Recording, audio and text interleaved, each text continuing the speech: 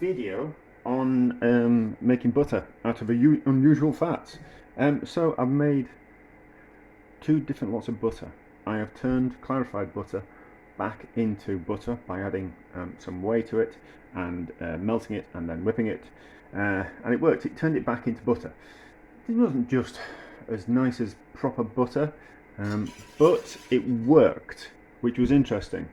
There's a video. And then I used this, which is the fat, which I split out of some Stilton cheese, quite a lot of Stilton cheese, but it was going to get wasted. So I fried it, and the fat kind of wants to come out of it, just like you do when you like there's that grease on top of like a lasagna when you bake cheese. Fat comes out of it. Same kind of principle, but I fried the Stilton in a pan to release the fat out of the Stilton, and then turned that fat into butter. It was very nice.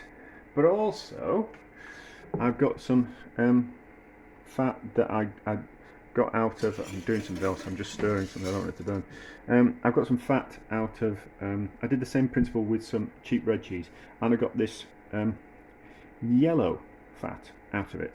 So I was thinking, let's do exactly the same thing, and let's try and make some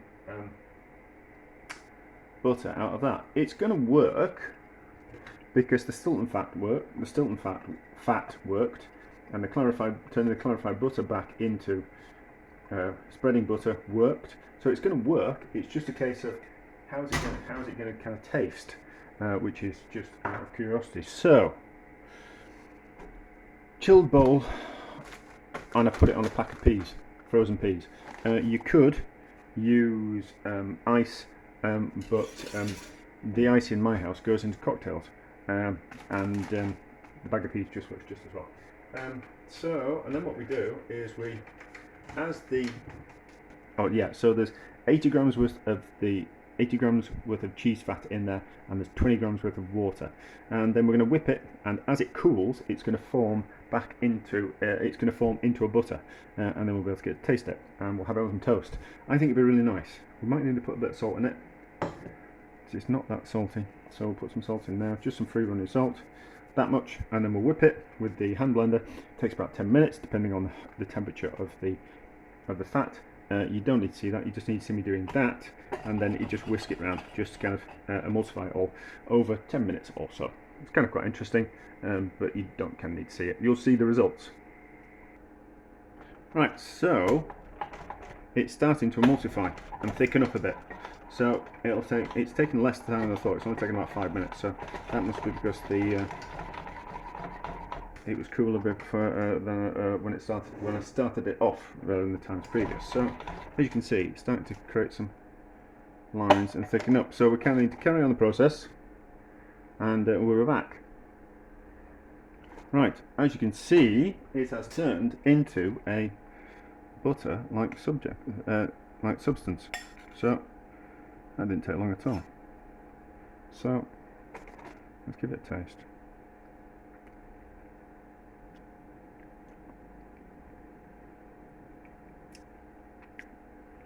That's delicious. That's delicious. That is delicious. It doesn't really taste of cheese. It's not like a cheesy butter or a cheese whip, and that stuff that comes in a spray can. It doesn't taste like that. It's just got a buttery, savoury kind of flavour to it. You know, not out of the realms of. I mean, it's. I've said before, it's like an umami type of flavour to it. So that's really interesting. That's really interesting. So that works. I'll make some toast. We'll put it on some toast, and we'll see how it goes. Right, we have some toast. Let's see what it's like. I think it's going to be delicious. I mean, so kind of think about it like a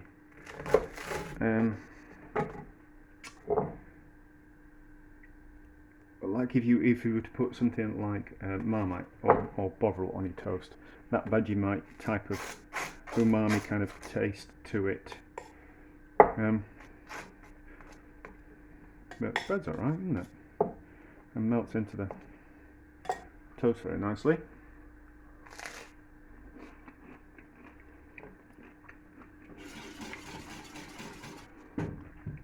So you get a bit more of the cheesy flavour when you put it on something else. So I don't know what applications this has got to faff around and split the fat out of some butter, out of some cheese. It's ridiculous. I mean, and cheese is expensive. You're never going to buy some cheese and kind of cook the fat out of it, to be honest.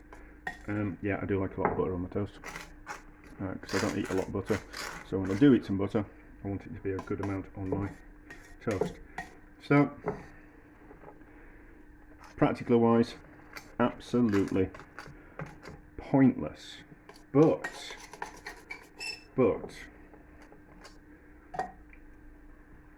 things take us in interesting interesting directions. So if we can do that with that, and we can do it with the Stilton fat, and we can turn clarified butter back into butter, what else can we do with that method? And that's the interesting question. So a success because it's delicious, practically impractical, but interesting and delicious.